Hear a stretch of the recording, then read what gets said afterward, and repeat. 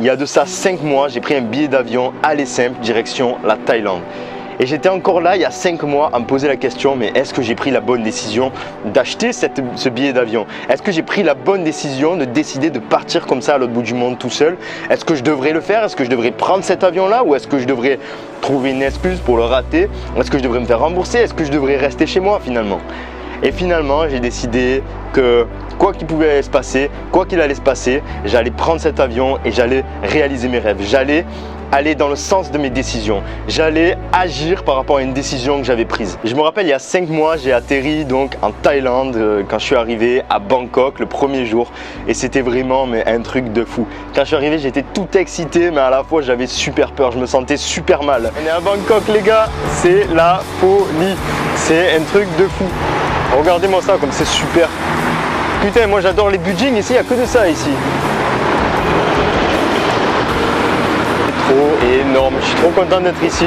Par contre, je peux vous avouer que ça met quand même le stress de venir comme ça tout seul dans un pays qu'on ne connaît pas et surtout qui est vraiment très différent du nôtre. Ici c'est vraiment super différent par rapport à la France, ça n'a absolument rien à voir. J'étais là tout seul à me dire mais est-ce que c'est réel? Est-ce que vraiment c'est réel? Est-ce que j'ai vraiment quitté mon pays? Est-ce que je suis vraiment à 10 000 km de ma famille, de mes amis, de mes proches? Est-ce que je l'ai fait? Et à ce moment-là, j'ai regardé le ciel comme ça, je regardais la ville. D'ailleurs Bangkok, impressionnant hein, quand t'as pas l'habitude de voir de grandes villes, quand tu viens de France, tu vois. Et je me suis dit mais ouais, je suis là, je l'ai fait, c'est réel, c'est réel. Est-ce que ce que je suis en train de faire c'est bien? Est-ce que j'ai vraiment pris une bonne décision? Parce que je suis loin de tout le monde, c'est le corona, tu vois, là c'est la merde en ce moment. Et tout le monde me dit, vas-y rentre en France, rapatrie-toi en France, tu seras mieux. Mais j'ai pas envie en fait, j'ai pas envie, je suis bien ici, je préfère être confiné ici. Être là dans la galère, tu vois, à me forcer à réaliser mes rêves, mais au moins à réaliser mes rêves, à pas rentrer tant que j'ai pas réussi ce que j'avais prévu de réussir en partant. Je me suis fixé une règle, c'était de retourner en France une fois que je serai libre financièrement, que je serai grandi mentalement. Et je sens que je suis encore au début de mon voyage, donc je ne peux pas encore rentrer malgré tout ce qui peut se passer, malgré tout ce qu'il peut y avoir, malgré tout ce qu'on peut me dire. C'est pas encore le moment. C'est pas encore le moment et en faisant ça, en écoutant les autres, en rentrant en France, en faisant ça, je briserai mes rêves, je briserai mes décisions, je briserai mon engagement envers moi-même et je briserai mon engagement avec les autres aussi.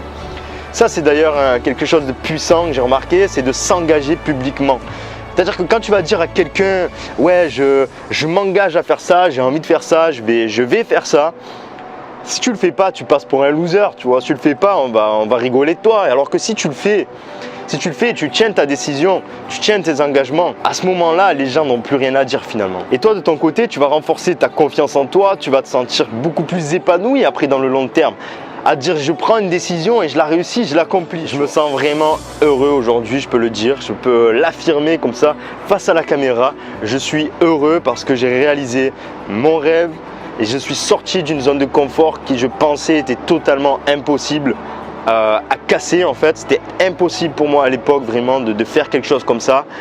Et je me rends compte aujourd'hui finalement aussi que c'est impossible de savoir ce dont tu es capable ou pas en fait, tant que tu l'as pas fait. Je me suis senti mal, ça n'a pas été facile honnêtement, ça n'a pas été facile, je te l'ai dit, je suis arrivé là à Bangkok, le premier jour j'étais excité mais j'avais peur à la fois, j'ai jamais eu aussi peur de ma vie je pense, ouais, j'ai jamais eu aussi peur de ma vie et pourtant il y a des moments où j'aurais pu avoir peur mais là, ouais, j'étais vraiment dans la panique totale au fond de moi tu vois.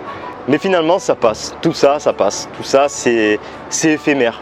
Tant que tu n'as pas fait les choses, tu peux pas savoir. Tu peux savoir qu'une seule fois que tu as entrepris, que tu as fait les choses. Et c'est bien donc de se poser, tu vois, comme ça, des fois, de réfléchir, de penser à rien, de rien faire en fait, de pas forcément être toujours dans l'obligation, je dois faire quelque chose, si je fais pas quelque chose, c'est pas bon, tu vois, c'est pas bon. Si je fais rien, c'est que je m'emmerde. Ben non, si tu fais rien, ça va tout simplement te faire penser à des choses que tu n'aurais certainement pas pensé en fait. Tu vois, le meilleur moment pour réfléchir sur soi, pour réfléchir à sa vie, pour réfléchir si on est dans le bon chemin, on est dans le bon chemin pour accomplir sa mission de vie, ben c'est simplement de ne rien faire, de penser à rien et de regarder l'horizon. Moi, c'est une technique vraiment qui marche, de regarder l'horizon comme ça, de vastes horizons. Même quand j'étais en France, je faisais ça, j'avais une colline à côté de chez moi où j'allais souvent, et ben je regardais l'horizon, je pensais à rien. Alors des fois, tu as des moments de tristesse qui vont t'arriver, des fois, tu as des moments de positivité. Pourquoi de tristesse? Parce que des fois, tu vas avoir des réalités qui vont te surgir en pleine dans la face, des réalités qui ne font pas plaisir. Par exemple, voilà, je ne suis pas en train de réaliser mes rêves, je suis en train de vivre une vie qu'on m'impose finalement. Et donc, tu as tous ces questionnements qui te viennent en tête, qui sont négatifs, mais à la fois qui sont positifs. Parce que le début d'une réussite, le début d'une prise de conscience qu'il faut agir, justement, ça passe par la prise de conscience qu'on a une vie qui ne nous plaît pas, qu'on a une vie qu'il faut changer. Tu vois? Et donc, c'est la première étape si tu veux pouvoir espérer aussi changer quelque chose dans ta vie. Moi, si j'avais pas eu ces moments de solitude, ces moments à être triste, ces moments des fois à pleurer carrément tout seul dans ma chambre, à me dire mais qu'est-ce que je fous, quelle est cette vie que je suis en train de vivre, est-ce que c'est ça que je veux, tu vois? Si j'avais pas eu ces moments-là, j'aurais pas eu le mindset pour tomber sur tout ce que je suis tombé aujourd'hui, sur tous ces livres qui m'ont changé la vie, sur toutes ces vidéos, toutes ces personnes au travers de vidéos qui m'ont changé la vie, sur des rencontres qui m'ont changé la vie. Je ne serais pas tombé sur tout ça si j'avais pas pris à un moment donné la conscience que la vie que je menais ne me plaisait pas, qu'il fallait que je change des choses. Ce que j'avais envie de partager dans cette vidéo, en ce 1er avril, c'est que je suis heureux aujourd'hui et je l'affirme, je te le dis face à la caméra, je suis heureux, je me sens heureux.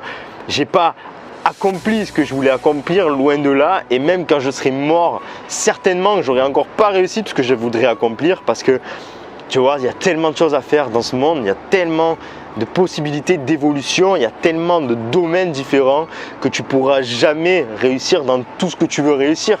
Mais l'essentiel est de trouver une mission de vie. Là, je l'ai trouvé aujourd'hui, je l'ai trouvé ma mission de vie.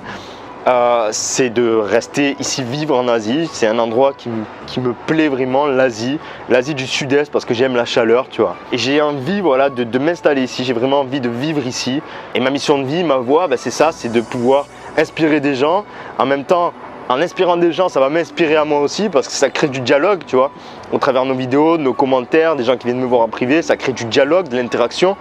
Et ça, c'est ce qu'il y a de plus puissant, de plus positif si tu veux évoluer. C'est le dialogue avec les gens, avec des questionnements, des conversations positives, tu vois. C'est un échange. Tu échanges avec une personne pour l'aider, elle-même, tout le temps, elle va t'apporter quelque chose en retour. Le simple fait d'échanger, ça permet d'évoluer. Voilà ce que j'avais envie de te partager. Aujourd'hui, je suis heureux. Aujourd'hui, je réalise petit à petit la vie de mes rêves. Petit à petit, je monte les marches vers le sommet, vers ma mission de vie. Je monte les marches pour atteindre mes objectifs, ce qui me permettra vraiment d'être accompli dans le long terme. Mais aujourd'hui, voilà, j'ai eu la prise de conscience que je suis sur la bonne voie, dans le bon cheminement, contrairement à ce que des fois je peux penser, contrairement des fois à la négativité que je peux avoir envers moi-même.